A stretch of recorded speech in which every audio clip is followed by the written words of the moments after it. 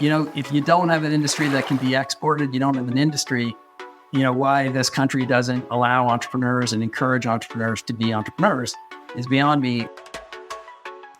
Welcome to Tank Talks, a podcast that brings you insights and stories from some of the best and brightest minds in technology and investing. I'm your host, Matt Cohen, founder and managing partner at Ripple Ventures. On this week's episode, we welcome Nolan Bederman from Bederman Capital. Thanks for jumping in the tank today, Nolan. I am thrilled to be here. Thanks for the invite.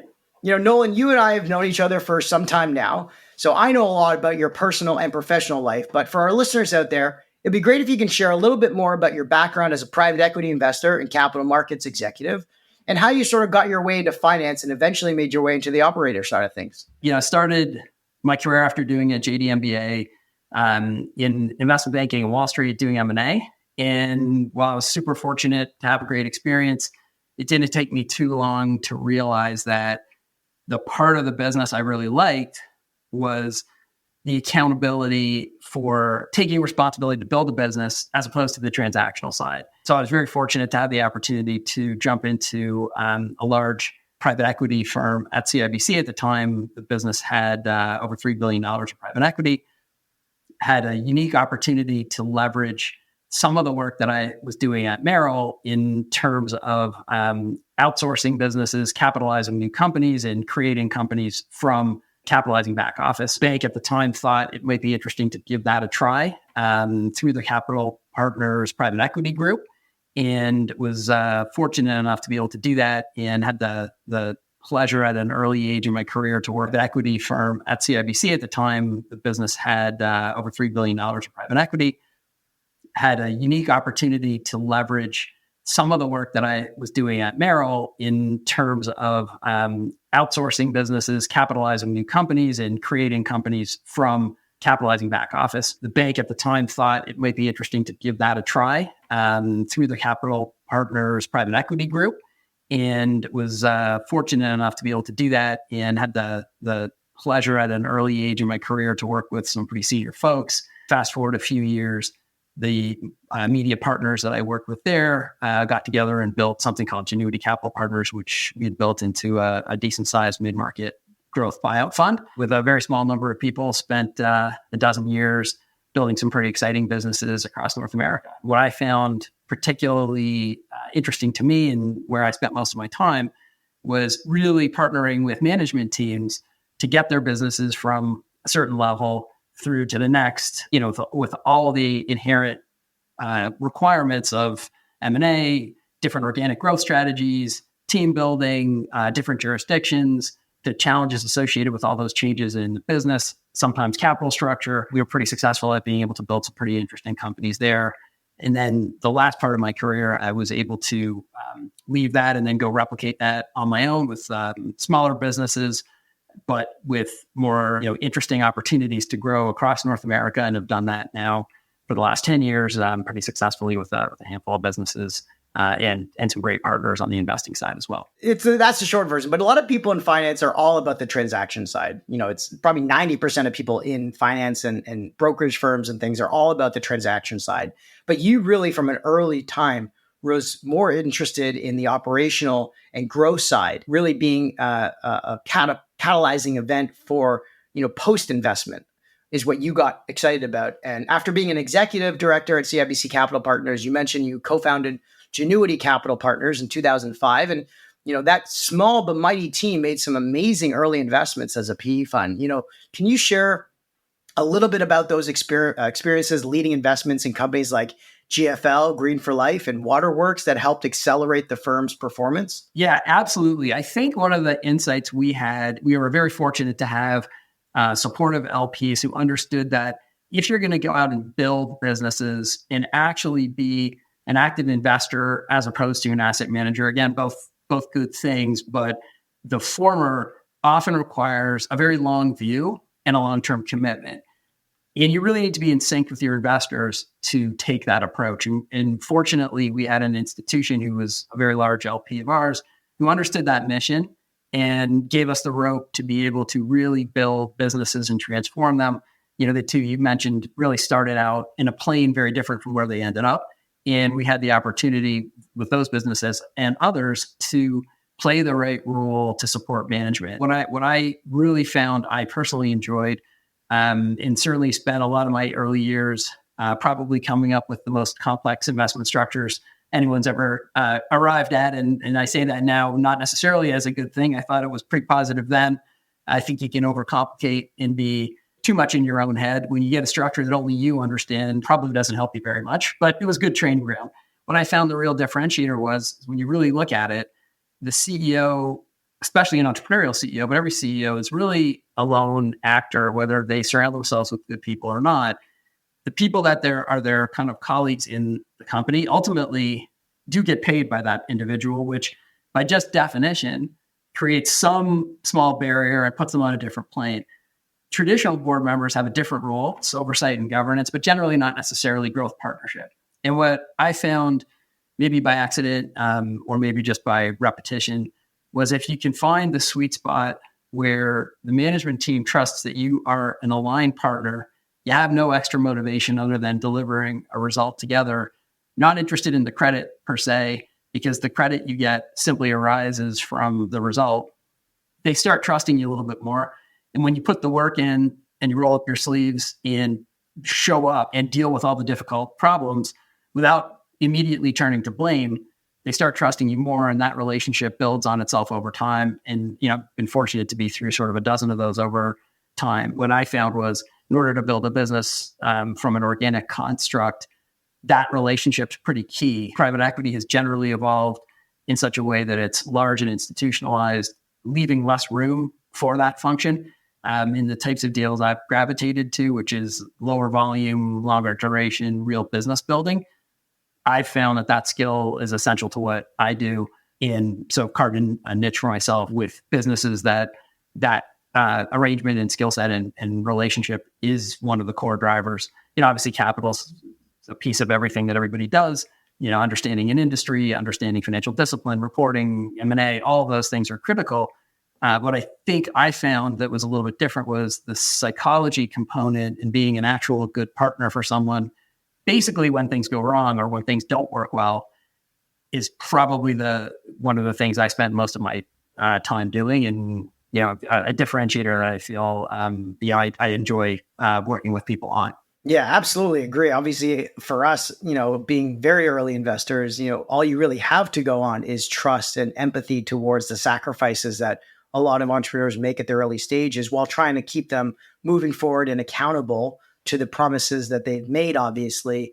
But it is true, as the institutionalization of private equity continues to grow, that disconnect between the trust on one side of the table, being the operators and the founders, and the investors and directors continues to get wider and wider apart as the industry continues to become more institutionalized. But, speaking of things that maybe don't always go as planned, can you share maybe one example of where things didn't go as planned and what you learned from that before obviously going out and founding Bederman Capital? I learned many things in the course of this kind of private equity career. And I think what I like is there's no day that goes by that I still don't learn something. To the extent I ever felt that I wasn't learning, I probably have to stop doing whatever I'm doing, do something else. One of the things I learned with having some good partners and going through good and bad experiences. And I think one thing I'd say is if you're in private equity, whether it's early stage or late stage, long enough, and you don't have bad stories, you're either not telling the truth or you're not in private equity, because I don't really know anyone, with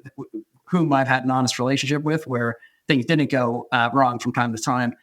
One of our deals where I would argue was probably our most deep due diligence, the most thorough analysis, the best, decks, the best thesis, good people, the findings of fraud, none of that ended up not working, kind of taught you that despite all of your work, there's one other thing you need. And sometimes it's just, you need luck. And my view on that generally is a little bit of a baseball analogy. What you can control is what you eat, how many times you go to the gym, how much video you watch, how much you study your opponent, how many times you go to practice. And then if you stay healthy and be at the best of your game, get slightly more at bats than the next person. You also then need a pitch to hit.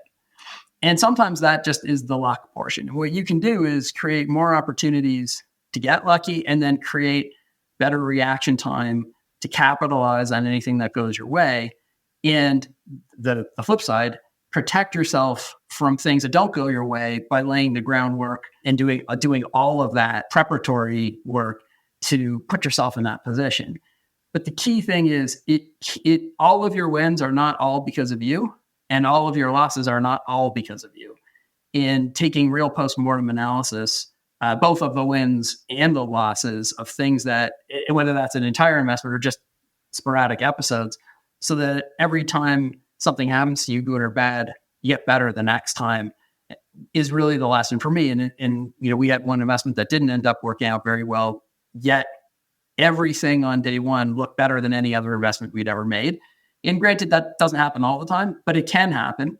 And while you need to be self-critical and you need to learn from it, if that defeats you, you don't have enough strength of character. At the same time, if you ignore it and pretend that there's nothing to learn from it, you're probably not a great investor either. So from my standpoint, it's, I probably learned more from the things that hadn't worked than the things that have. And generally, when I think of what my job really is, the good news I can get late, the bad news I need to get fast. And generally, that doesn't always make it fun, but that is where you're adding the most value. It's what are the components of what you're acting on that aren't going according to plan or that aren't black and white. And in a growth business, in a talent building organization, in M&A and the strategic world, that things don't always go to plan because there's another side to the equation, which no matter how much, as Mike Tyson says, and too many times quoted, but he couldn't be more right. Everybody has a strategy until you get punched in the face.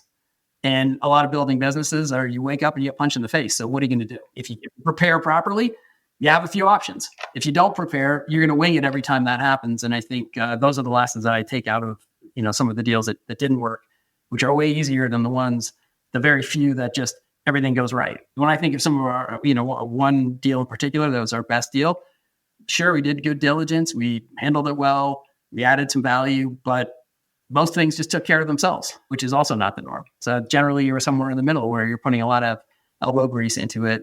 You're working really hard on the issues. You're responding when things don't work well. You course correct quickly and you get yourself there with, a lot of heavy lifting. It's honestly the best answer I've ever heard about how to learn from your mistakes, because a lot of people say they never learn anything from their mistakes because they don't want to dwell on them. They only want to focus on repeating their successes. But what you said makes perfect sense. Reacting fast when things are not going well, but when things are going in your favor, you don't have to react as fast. But being prepared with options on things that could potentially kill you, which happens every day, obviously in startup land, is exactly the way I like to think about it as well. And I agree. I think what I've gravitated to is I'm a downside planner, whether I like it or not. So my brain will kind of spend a lot of time thinking about a backup plan and a backup plan to the backup plan and then a backup plan to that. And there's a degree to that it can become unhealthy.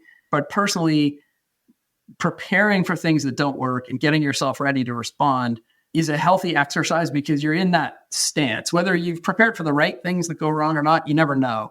But you're prepared to make adjustments. The other thing is, I'd say the deeper your relationship with the management team. I heard an expression once, and it was called the speed of trust.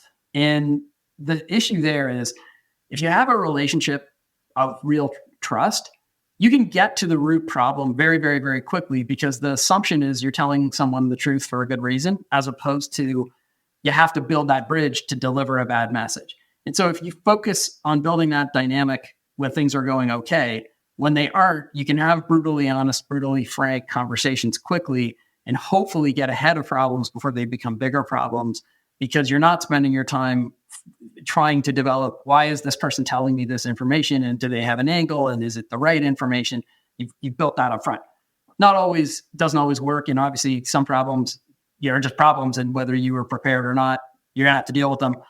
But I think the more you're aligned with and on the same page with your management team, the more they trust what you're saying, the more you can jump to the negative without it being an attack. And I think that's another piece, I'd say is the spirit of partnership is real. It has a cost to it. It means you also have to be considerate of the other people and what they're going to hear and how they're going to hear it, and think about the way you deliver the message so that it gets the most ears.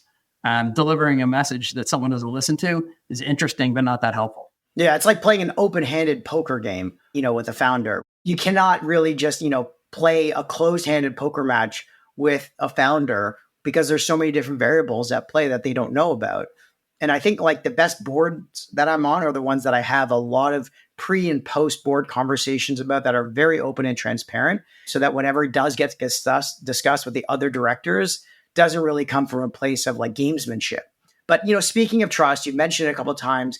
Walk us through how you get involved in the companies that you invested at Bederman Capital. And, how else do you nurture that leadership on a day-to-day basis? Because a lot of people don't actually know what private equity, investors do besides, showing up for board meetings and invest. Yeah. And I think, again, it really depends. Private equity, I guess maybe I'm old. When I started, it was a simpler business. And before me, it was a much simpler business. It was an investment business.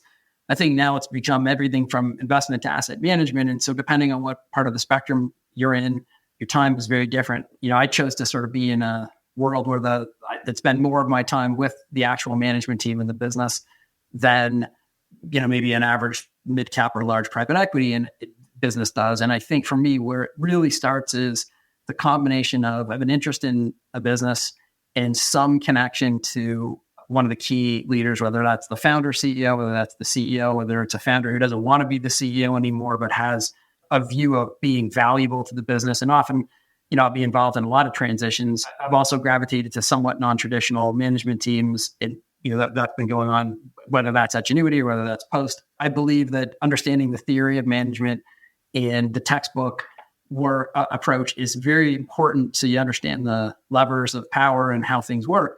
But they don't necessarily apply to every situation. And certainly when I do, it's a much more bespoke approach. And so generally these opportunities start with some relationship with either a very important shareholder or the founder, CEO, manager themselves, and identifying either a growth support type of need coupled with a capital need, whether that's because a shareholder needs to be bought out, because they need capital for a certain project, because they want to make an acquisition, or because they just see an opportunity over time to build a team, and then ultimately a capital need. Because I'm not an asset manager first, I'm an investor first. I can come into situations that don't have huge needs for capital and then grow that capital over time. Generally, I'm not competing in auctions with large private equity firms. I have partners I work with, to bring capital in, but we all kind of look for the same type of a situation.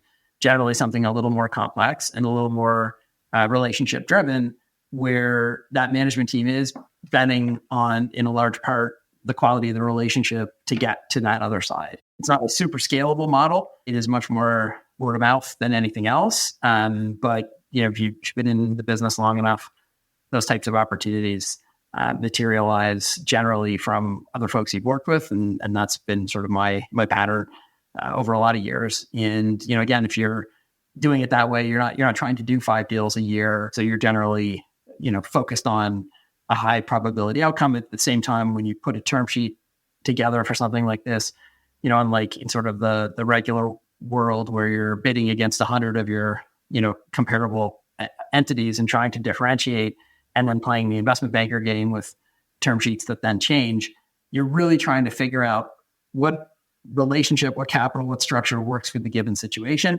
And then you're trying to put that together in a way that's going to resonate with the other side, where they feel like someone's actually listening to what they want, as opposed to just simply telling them what you want. And I think that is where a lot of my history in structuring does help. I moved away from the ridiculously complicated structures, but there definitely are times where a creative structure works because you can bridge gaps when you drill in to try to understand what the other person's solving for, and you can articulate what you're solving for.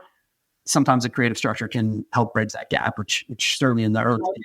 I like that. It's not complicated. It's creative. And I think what I want to ask you, because you've done a lot of creative transactions over your career, is how do you differentiate between the different parties at the table? Let's say you've got one real true founder, CEO, and one sort of legacy founder, operator still at the table. And they're both optimizing for different paths. One wants to keep building the business. One wants to cash out and just go sit on a beach somewhere. One also spends a lot more time still in the business, but wants to be treated a little bit more favorably than the person who's kind of turned into a bit more fractional part-time operator. Talk about how the human element and how you judge the different parties at the table's stakes when coming up with these creative solutions? And maybe if you have any examples. Sure. So for me, that's usually what I don't mean necessarily the norm as in every transaction has that, but that's a situation that I'm much more comfortable dealing with and have dealt with many times than certainly, what I would call a conventional fund. That I would think as a conventional private equity investor, I don't really want to deal with any of that. I want to take control and handle it. Where I think I fit in is I look at it a bit differently and I break it down into the function. So first of all, you have to understand people. And I think, someone wants to ask you what's different about private equity now that you've been doing it for so long than maybe you thought. And to me, that's an easy answer. Is it's 75% psychology and 25% all the other stuff that you have to be great at. I never would have thought that being a finance and securities law guy and an econ, top graduate in econ. I never would have thought that. I didn't think any of it was that. But a gold medalist in economics as yourself was awarded. Yeah, I used to be good at math. And to say that that all that stuff is table stakes, like, yes, everybody in this industry is pretty good at finance and pretty good at math and pretty good at the structuring stuff. Where the differentiator is in, are you good at and do you want to spend your time understanding people? It's really hard. It's not necessarily scalable. So there's a good reason why funds look at that and say, not for me. So the way I try to approach that is those are the opportunities. So first you have to figure out, what do you need in the business? What are the skill sets that are required? What are people actually delivering? What do they want to deliver? And is there a dynamic with those people? Do they respect each other such that you could carve out the right roles for people? So I've worked in situations with, I would never call people co-CEOs, but in essence, co-CEOs, where you have 2 or 3 very senior people very involved in the operations. Now, you still need to have the opportunity to have a person who's the CEO who will make that final decision. So if everybody's weighed in and there's a disagreement, someone needs to be able to have that final vote.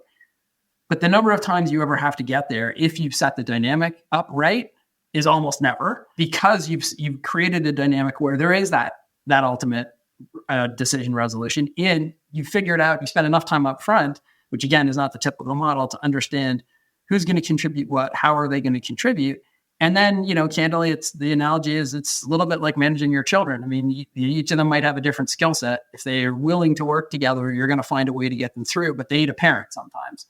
That's the role. You got to like the people and respect them to want to take that role on, because otherwise you're actually best to just remove them as quickly as you can, amicably. But when someone really can't play in the sandbox, you got to get them out. And one of the things I think I've spent a lot of time developing over the years, and you can never get it perfectly right, is there's certain personality types that do not work in this model, and you can't make them work. And I think early on, back to things that didn't work, I think my partner and I, Genuity, thought, hey, if we like the business enough, we're smart enough, we can convince anybody of anything because we're smart guys and we're rational, and isn't everybody rational?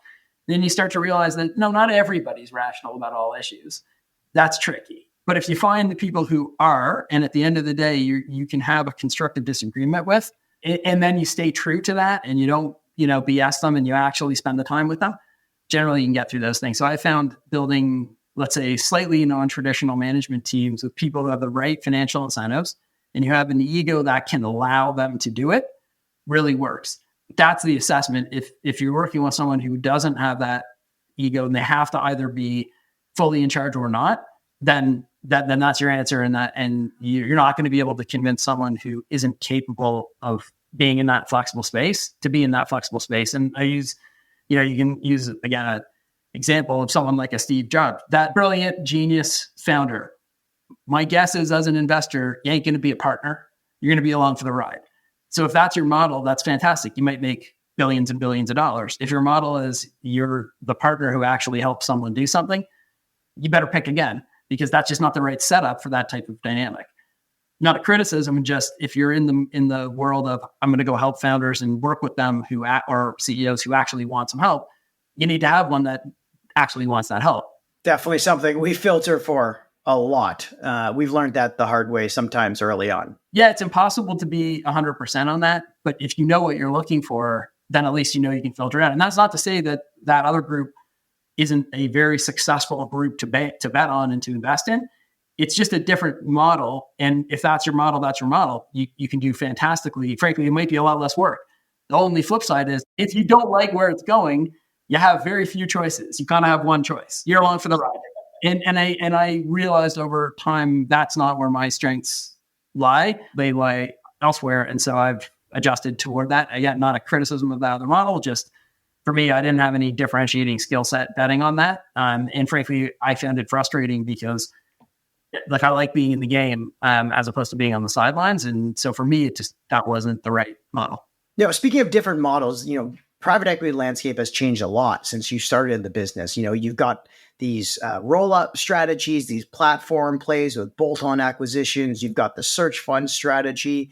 Can you share a little bit about what are the biggest changes you've seen that you really like versus ones that you've really tried to stay away from or being pressured into about the whole private equity, industry, if you can? Sure. I mean, to generalize, when private equity started, again, I use that analogy, it was very much an investment focused business versus asset management focused. In the 2 and 20 construct was a proxy that made sense. My sense is the proliferation of capital has created literally dozens and dozens and dozens of funds, all of whom have some very interesting approach to the world, but have merged in terms of their ability to differentiate simply because of the quantum of capital versus the number of available differentiated deals. And the good of that is some of these firms have built tremendous infrastructure and they've gotten deeper and deeper and deeper into building in differentiated components. Unfortunately or fortunately, everybody else sort of followed that. And so they have layers and layers and layers of people doing analysis and in-house consulting and all of the traps that help them avoid downside.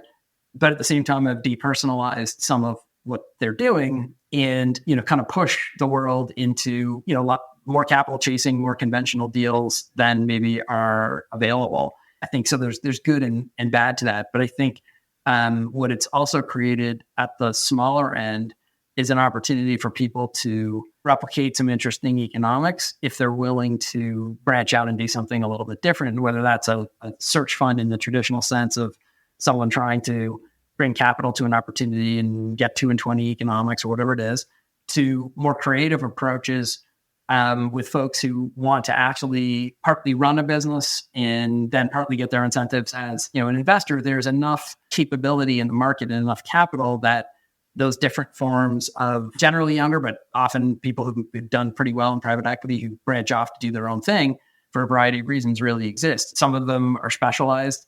I think the one challenge I've always found with being overly specialized is you also have to time the market availability with your specialization strategy. And so what's in flavor, in low interest rates, when people think that, accumulating roll up with a 0% interest makes you look like a genius, doesn't look so smart when the interest rates are 12% and growth has come down.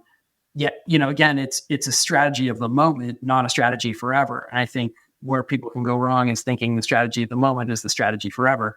Having said that, everybody's adjusting to whatever the current opportunity is. And so there's lots of varieties of ways you can, invest in something and make money. I think fundamentally, my takeaway is if you're going to grow by M&A, you better have a reason for it. I've definitely seen roll-ups where 1 + 1 is less than 2. And I've certainly seen them where 1 + 1 is significantly more than 2. Just have to know what game you're playing. And I think that's the thesis that, to me, is really where the thing that unlocks the value from each of those models, whether it's, a venture business, whether it's sort of a quasi search fund of whatever flavor that is, or whether it's a larger fund, is just understanding the game you're in, why you're in it, and then go play that game. I think if you're doing that and you're consistent, there's lots of different models and lots of ways to make your investors money and then make yourself money. I think where people get crossed up is when the incentives don't necessarily align with the objectives, or when the objectives don't necessarily align with what they think the investors are looking for. So it's more the mismatch. Okay, let's put your dad hat on for a second, though. Okay, so you've got kids graduating university and college right now. They say, Dad, I want to get into private equity. You got the Blackstones, you've got the Vistas, you've got the JMIs, you've got a bunch of different opportunities for them to learn the craft of private equity. Where would you want them to start now that you've seen how hard it is being just a pure investor versus an operator versus a partner? Where would you think the best place for someone younger in their career, for our listeners out there, should start building that foundation of their career at? So what I would say is I'd combine a few things. So one of the things I was very fortunate to have, and I think is a benefit, it's not the only benefit, is when you start out early in your career, joining something with some level of infrastructure that can actually give you some formalized training as opposed to all ad hoc. I found that to be a benefit. I think that's a really good benefit. And I think at this stage, any mid-market plus private equity fund and a lot of other smaller ones have some institutional memory around onboarding more junior people. I think that's tougher in the environment of, call it a search fund or a very small fund. The second, and tied with that very closely in terms of how do you pick which one, I think culture, you hear this saying from consultants, culture eats strategy for breakfast. I actually believe that and have come to believe that if you are in an environment where you can respect, you don't have to love everybody that you work with, but you like them and you respect them, you're just going to do better. If you don't, you can have all the infrastructure in the world. You're gonna get to a point where it doesn't really resonate with you. So I would definitely find an environment that suits that individual's personality.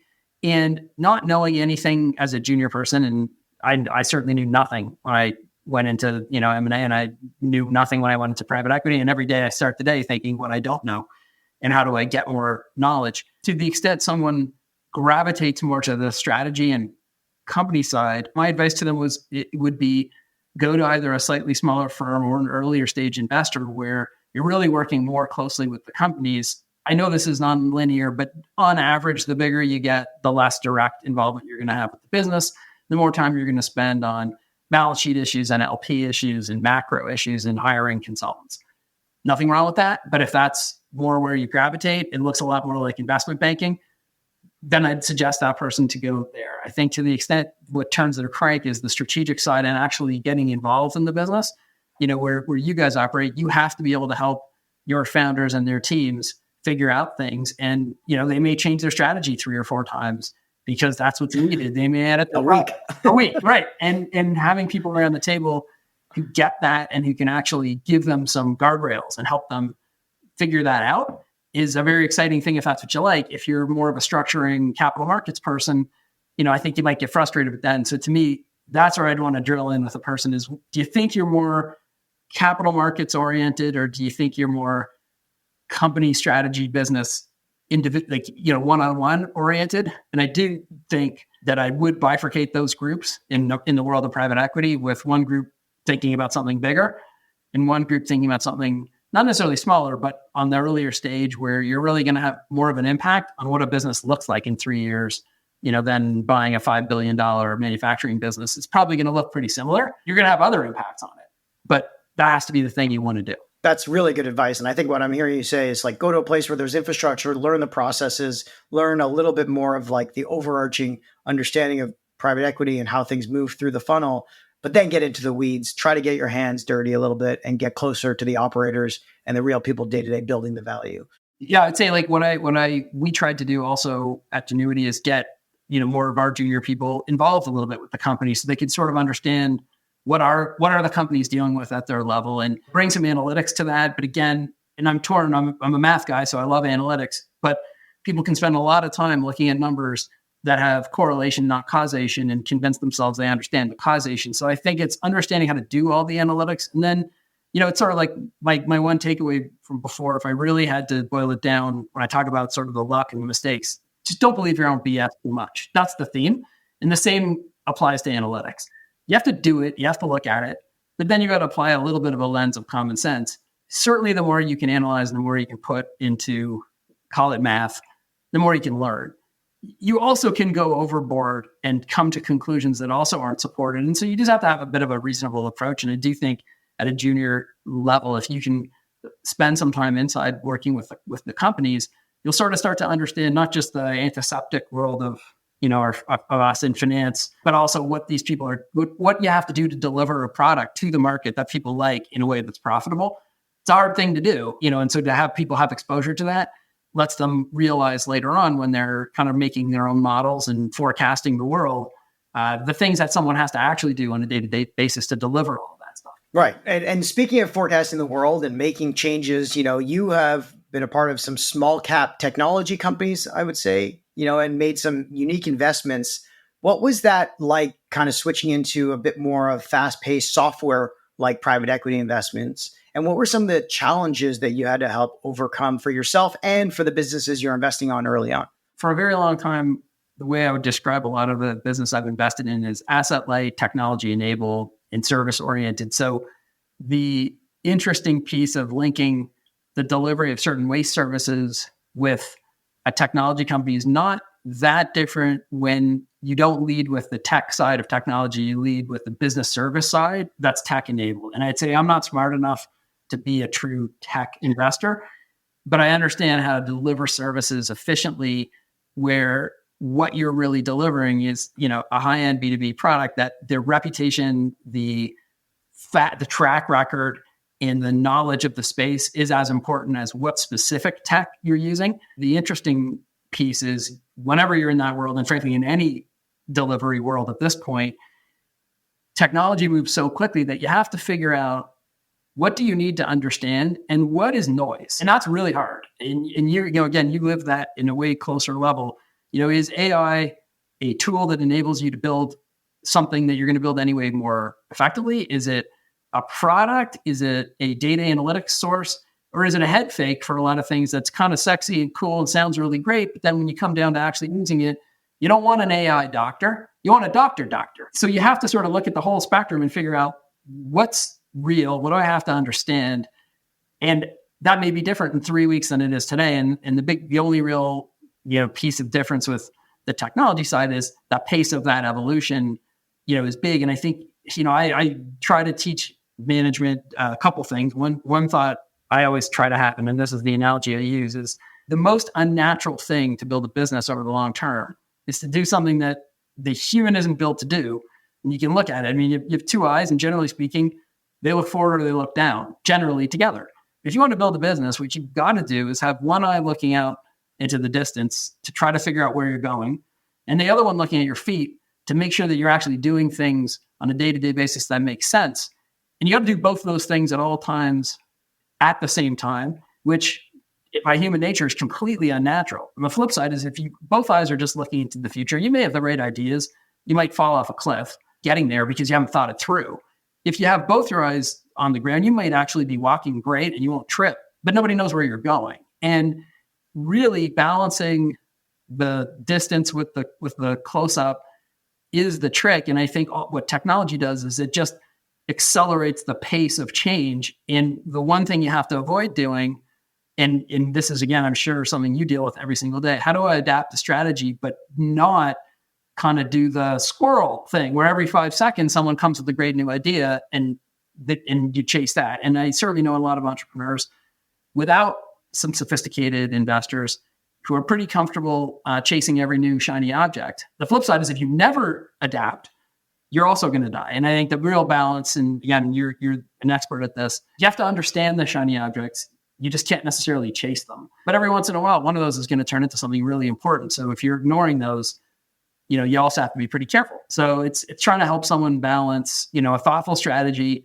with new inputs without literally changing what you do every single day. Because if you do that, it doesn't really matter what you picked. You're probably not going to get anywhere. It kind of comes back to your comment of like reacting fast to the negative news, but kind of reacting slower to the positive side. I think being prepared for opportunities that come your way. In our world, we're investing in companies so early that they can't even sell something for the first 6 to 12 months. So we definitely need to be ahead of when people are actually willing to buy something.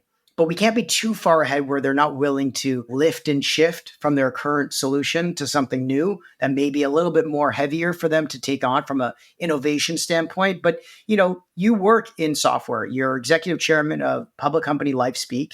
You must have to find a balance between technological innovation while obviously trying to scale the business at the same time. How do you manage that? And I think it's with great difficulty. We spend a huge amount of time trying to figure out how do we look at new technology, recognize that just because it hasn't been done before doesn't mean it can't be done again. It can't take over, but also balance the fact that, you have a conviction around your long-term strategy. And just because something else shows up at a moment's notice doesn't mean you immediately abandon your conviction. And I think the best way to balance that is, again, with difficulty, is trying to understand what's out there, but not overreacting. So you can't ignore it. You can't put your head in the sand.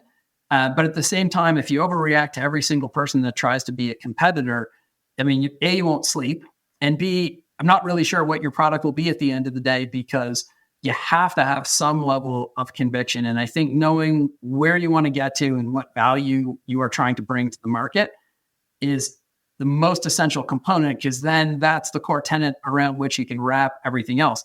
The flip side is when you have, business that gets to a certain scale in a certain duration, you have the benefit of having a track record and really smart people. You have the cost of having people inside their roles who are more resistant to change. And so part of the real trick, and I see this every day, is you have a CEO and a senior leadership team that understands that introducing new things is important. And then you have to try to find a way to bring new capabilities into your company without just throwing out the old talent, because the old talent's there for a reason. They're very talented, but you got to have a mix. And I think one of the things that we believe helps with that is having new, younger entrants into the management team and trying to change and evolve the roles of all of the people. And as a business grows and gets more sophisticated, you have the luxury of doing that. You can create new roles, and you can also create new dynamics within the teams inside the organization so that they're encouraged to, I don't want to say forced, but encouraged to look at new things. The other thing that we found really useful is you can start with a partnership. So say you don't really understand how this new technology is going to impact you. Find someone you think is doing a pretty good job doing it, partner, see if there's something that can work on together. That'll give you some information. Does that result in a combination at some point? Does it result in just the learning? Does it result in both companies looking at it and saying, okay, this isn't the right approach. We're each going to pursue our separate paths. You don't know, but you don't have to own every single capability at all times. You can learn through exposure to others. There's generally, if you're in a market with enough depth, there isn't going to be one solution. There are going to be several, and keep your mind on being the best one you can be. You don't want to be the last buggy whip maker. That's for sure. Yeah. Well, I mean, speaking of looking ahead, you obviously were, quite ahead of the entire mental health in the workplace movement, leading an investment in Lifespeak in 2013, I believe.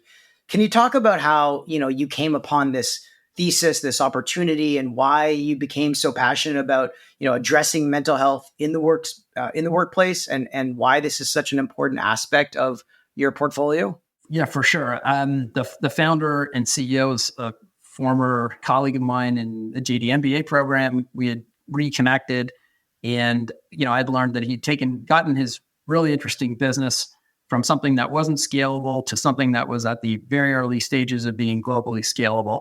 And the dynamics he faced were not necessarily having the right alignment with partners, being at that precipice of, building a small profitable business with the kernels of global capability, but not quite ready to really exploit that, and being early in the marketplace with a B2B product where, very select entities, very good companies, and, big and small, were ready to start spending on that, but in advance of where a major market spending on these kind of, let's call them, new and stigmatized pieces of the puzzle were. The origin story of the founder and why he got into this business resonated with me, in that I certainly knew of many people who have experienced, now the statistics probably 1 in 3, but some form of, whether it's mental illness, anything from anxiety all the way to something much deeper in the workplace, impeding productivity, was now becoming well known, still not necessarily addressed, still stigmatized, but certainly well known. And the opportunity to figure out a way on a very affordable basis to start letting companies communicate to their employees that, hey, we know this is going on. We actually care. We want to provide you some tools. And in this product in particular, had the dual benefit of being a useful tool, but also a signal that it's not a big brother watching you concept. This is an anonymous tool that we want you to have because ultimately we care about you. You bring your best self to work. Our business is made up of employees. If our employees aren't bringing their best selves to work, how are we ever going to deliver at our optimal value? Being very early in that market was, let's say, a challenge, but we kept pushing the business and sort of continually innovating what that business was, and convincing companies that the well-being, mental well-being of their workforce is critical to their productivity. And really, when we think of it at its core, it really is ultimately a productivity tool. It's a lot more than that. It's certainly something that we need in given where we are in the healthcare world across North America and even in the world. But this idea of holistic approach and preventative education and well-being is absolutely inextricably linked to health and ultimately work productivity as well. And so what I liked in particular was that the approach here was to do this through the employer world as opposed to necessarily a B2C product. Nothing wrong with B2C, but there's an extra impetus, for a company to provide this to employees. And from there, we started to build. Yeah, I mean, it perfectly ties into sort of the issues that are facing our country right now from a productivity standpoint. The economic challenges facing Canada are impacting a lot of businesses, as we know. How is it impacting your investment strategies and where you're choosing to make investments in the private equity space or within Canada? Yeah, I mean, the risk of being too judgmental, and I guess I'm sort of an economist and been an investor for a long time. It is certainly noticeable over the last 8 or 9 years in Canada that you are fighting City Hall on everything you want to do. Regulatory landscape is quadrupled or feels like it. Every year there's more and more tax, more and more spending that's really unaccountable. And from a results standpoint, pretty horrific. The culture is being impacted to the point where the innovative, hardworking, go at it and get it done culture is harder to find. And what I'm seeing with a lot of companies is as people, technology, and capital become more mobile, they can do their jobs from wherever they want to do. So you can choose whether, if you're a person, you can choose a tax regime if you're a person. And if you're a company, you can choose attitude and capabilities. For the most part, if you're not delivering a physical service, you can hire people wherever you want. My personal sense is it's much easier to grow businesses elsewhere. And so a lot of capital is moving to do that. Each business I've invested in Canada, a lot of their growth strategy is outside of Canada. Not necessarily even by choice, but when the regulatory burden escalates, the tax burden escalates, and the culture of hard work and innovation degrades, not a great combination. You can see it in the productivity numbers. And, again, you can see it in many of the institutional numbers. If you got the second most expensive per capita healthcare system on the planet with the worst results in the OECD, let's say 35 or whatever it is, that ain't great. It's not even close. That's sort of a typical result. And when you see the government workforce double, you're competing against the government who's paying over market for people. We've definitely seen companies lose people to the government. That's generally not the role the government should play, unless it's a military activity. And that just makes it harder as well. You're competing for talent in a shrinking talent pool. So not to say it can't be fixed. I actually think it can be fixed on a relatively simple basis in my world. But, you have to be a capitalist to want to do that. Like if this was a report card that you got as a board member of a private equity company you invested in, you would probably fire the people and potentially sue them for incompetence and fraud. But that's, that's just my comment. But being honest, numbers. Right. It's an F across the board. It's enough across the board if you're being generous, because you might say you don't even grade it. It's criminally negligent. It's every metric's bad. And any metric that isn't bad is gerrymandered. And it's not that complicated to see. If you take away, if you shrink the ability to build wealth, you're not going to have people take risk. I mean, I know what I've done for 20 years is take a lot of risk. I don't really think I don't work hard. I still work 110 hours a week on most weeks. And to think that somehow capital is not working is just a bizarre way to look at the world. When a country has no productivity in very few industries, one would think rewarding what you guys do, what your entrepreneurs do, and encouraging them to do that here with a lot of the resources we have and a lot of the great assets we have in education systems really seems to me to be a bizarre result and unnecessary. We were talking to somebody the other day who said, what industry gets more tax relief and credits and support than entrepreneurship? The film industry. Yeah. You have these weird legacy businesses that happen to have tax incentives. If you don't have an industry that can be exported, you don't have an industry, why this country doesn't allow entrepreneurs and encourage entrepreneurs to be entrepreneurs is beyond me. When you start calling anybody who makes $250,000 rich and then go after, quote, rich people, you could substitute any word for that. And in prior eras in other governments, that would not be tolerated. Somehow this has become the propaganda of the moment. And maybe one day someone will explain to me, but generally speaking, these trends in governance have been tried before, and they invariably 100% of the time result in disaster. Someone's got to fix it, or it'll just keep going, and eventually, the whole country will work for the government. But I just don't know who pays for that, because last time I checked, that's not an industry, that's a tax. So someone's got to actually create something and export it to build an economy to then pay for all that other stuff. I think if you ignore that part, you borrow a lot of money. Hey, it looks like your economics degree still has some relevance, Nolan. So maybe you'll get back into politics one day. But speaking of politics, let's jump into another topic on some of your favorite things. Our fast favorites is what we like to do before we wrap things up. So first off is your favorite podcast. I have 3 favorite podcasters. I'm a big fan of Bill Maher's Club Random, just because I'm a big fan of Bill Maher. He's amazing. Scott Galloway is one of my favorite guys, and I love Pivot with Kara Swisher and him.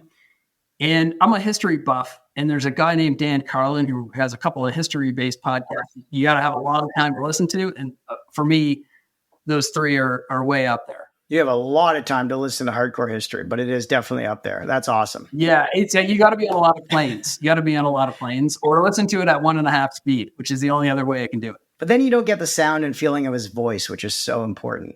Next is your favorite newsletter or blog. So, I find there's a couple I like. Obviously, Galloway's stuff is great, but it's the same.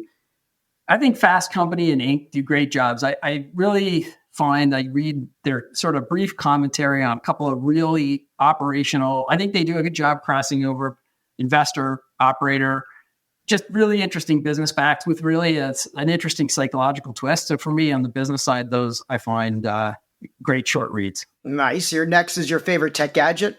I'm a bit of a Luddite, but I'll tell you, we put in a Miele coffee maker at some point in the last few years. I'm a big fan of coffee, and I'll tell you, I will not go to Starbucks unless I have to, because I can make the perfect cup of coffee and I've calibrated it exactly right. So whether it's Americano or an espresso or whatever anybody wants, I got to say, I could probably live without a lot of tech. Not that. No, I don't think so. I think I live by my Breville barista every day, and I fine-tuned it perfectly to the way I like it. And I agree. If you use it every day, how could you say it's not your favorite? I was really thinking about this one because I'm thinking of what other gadgets out there that I love, and there's a whole bunch of them. I got to tell you, that one I don't think I can live without. It's a gadget. That was weird. Next is your favorite new trend. So I don't know if this is a trend for anyone, but when the pandemic set, we sort of absconded. What I found was I'm a pacer by definition. My creative thinking comes when I'm moving. I'm not a sedentary guy. I started doing conference calls instead of videos and doing them walking. I now know a whole bunch of executives who I don't know that I've convinced them to do it or they just decided to do it. And I have to tell you, if I spend a couple hours and I'm going to be on calls anyway, what I find is, I feel better and get some sun. But more importantly, as long as you can explain to someone why you're not on video, what I found is if you're sitting at your desk and you're on the screen, you have 5 things open, you got your phone, you have all your screens, you're writing a memo, you're listening to the people talk, sort of. But if you're walking, you're not looking at your phone because you're going to get hit by a car. You're not sending texts. You are literally completely absorbed in the conversation, or at least I am. And I found my ability to be completely present went up when I took myself off video. Obviously, they have to be the right calls, and they can't be when you're sharing a document. They can't be meeting someone for the first time. There's a whole bunch of amazing uses for the tech. But good old-fashioned conference call, when you're out getting some steps in, I found actually is more productive for me. I think it's a great insight. And you can walk for miles and not actually know where you're going or how long you walk because you're so absorbed in the conversation, which is great. And one other thing is AirPods. I don't know if you noticed this. They have on the pull-down menu, you can choose voice isolation. So it blocks out all background noise, which is a huge upgrade as well. So I love that one. Yeah, absolutely. You got to get good at mute, but that's a good one. That's a good one. Next is your favorite book. So I got a bunch. I'll read good old spy stuff for entertainment, and I'll read the occasional business book. But I thought of one that I really love that's a bit off the beaten path. Aside from, I could give you a business one and a whole bunch of other stuff, but The Birth of Loud. It's a story of Leo Fender and Les Paul. I'm a guitar guy, and it was just fascinating to listen to how those two businesses evolved. It was perhaps a little bit of history, a little business, and just frankly, a really interesting story. My brother recommended it. It was fantastic and just a different thing than what you normally read. So I recommend it I'll check it out. Les Paul, fantastic. And last but not least, your favorite life lesson. My dad passed away 22 years ago, but I'll never forget one thing, and it was never intended to be taught. But it's the one thing I always found to be important. Like, I remember watching my dad, and the way he would treat a waiter would be no different than how he would treat a CEO. And he didn't think about it. And it wasn't something he pointed out. It just was the way he behaved. And so for me, watching that and thinking about all the different people you interact with in your daily life, and some have, quote, stature on some metrics, some may not, but they're all just people. And what I found, and I'm sure I don't live up to the level of this that anybody can, but I always try to think about that and remember it, that there's no difference between the CEO of a bank and the waiter. They're both people. Yes, one may have a job that impacts more people. One may have a job that impacts fewer people, but neither of them deserves less of your respect. And it's a lesson I just always try to think about. It has everything to do with everything and nothing to do with anything. But at the same time, I think if everybody could do a little more of that and a little less of the other, we might all be in a better place. And that's a lesson I was fortunate to be able to learn by osmosis over many years. That's a fantastic lesson. And, it's the same saying as the people you see on the way up are the same people you see on the way down. So remember where you started from and never let it go too much to your head. Thanks so much for joining us in the tank today with Nolan Bederman from Bederman Capital. Thank you so much. It was a ton of fun, and we will talk again soon. Hey everyone, thanks for tuning in to another episode of Tank Talks. We hope you found today's conversation as insightful as we did. If you're enjoying the show, we've got 3 quick things to ask of you. First, hit that subscribe button on your favorite podcast platform so you never miss an episode, whether that's Apple Podcasts, Spotify, Google Podcasts, or YouTube. Next, follow us and stay up to date on upcoming episodes and behind-the-scenes content on social media with Twitter, LinkedIn, and Instagram. And lastly, share the love. If you found value in today's episode, share with a friend or colleague who'd benefit too. Your support helps us bring in more amazing guests and keeps the Tank Talks engine running. That's it for today. Until next time, keep disrupting and innovating.